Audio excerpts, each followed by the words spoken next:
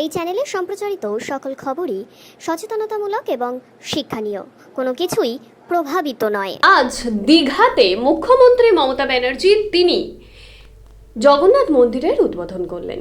আমরা জানি যে বেশ কয়েক বছর ধরে দীঘাতে কিন্তু পুরো দমে পুরীর সমান উচ্চতা বিশিষ্ট বিশাল আকার যে জগন্নাথ মন্দির, সেই জগন্নাথ মন্দির স্থাপিত হচ্ছে।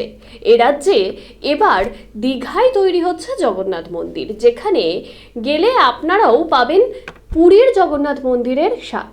এ রাজ্যে জগন্নাথ মন্দিরের যে স্বাদ তা কিন্তু পেতে গেলে আপনাকে যেতেই হবে দীঘায়। আজ মুখ্যমন্ত্রী মমতা ব্যানার্জি সেখান থেকে সরাসরি সাংবাদিকদের মুখোমুখি হয়ে কি জানালেন শোনাবো আপনাদের।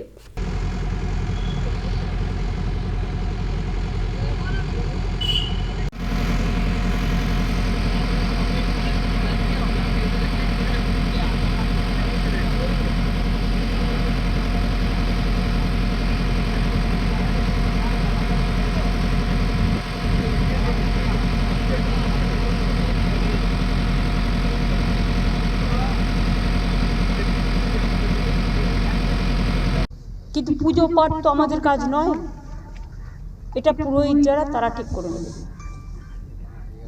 বাদ বাকি সব কিছুই সিস্টেম অনুযায়ী হোক, এবং এটা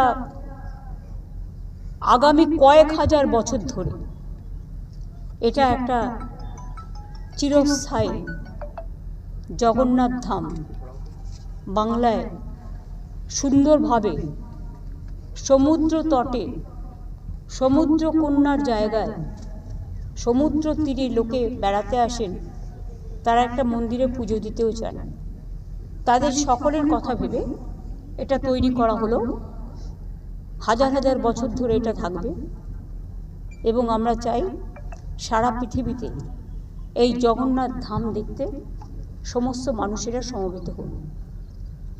যেদিন ইনাগুরেশন হবে 24 ঘন্টা প্রসেস করতে হয়, তারপরে অক্ষয় তৃতীয়ার আগের দিন থেকে প্রসেস শুরু হবে। অক্ষয় তৃতীয়ার দিন উদ্বোধন হবে। আমরা কিছু বিশিষ্ট মানুষকে নিশ্চয়ই আমন্ত্রণ জানাবো, সেটা আমরা পরে ঠিক করে নেব, কারণ আগে কাজটা পুরো কমপ্লিট হবে। আর মাসির বাড়ির সামনেও একটা ঘাটের কথা বলেছেন মহারাজ, সেটাও হিডকো করে দেবে। বাদ বাকি রথ রাখার জায়গা, যখন সোজা রথ হয়ে উল্টো রথে যায়, সেই জায়গাটাও তারা দেখে নেবেন, করে দেবেন।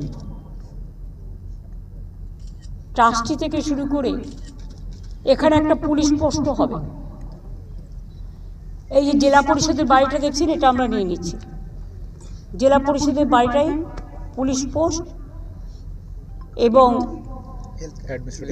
অ্যাডমিনিস্ট্রেটিভ বিল্ডিং তো এটা, এখানে হেলথ সেন্টার এবং ফায়ার ব্রিগেডের একটা প্রভিশনও করা হচ্ছে।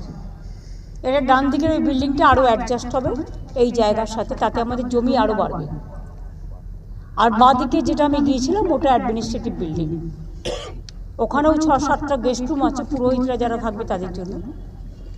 এক একটা রুমে 3টে করে বেড থাকবে, যাতে পুরোহিত যারা পুজো করবেন তারা এখানেই থাকতে পারে। থাকা খাওয়া সব ব্যবস্থা তাদের থাকবে। বাদ বাকি কিছু লোকজন নেওয়া হবে যেগুলো কাজকর্ম করবে, সেটা ট্রাস্টে ঠিক করে নেবে।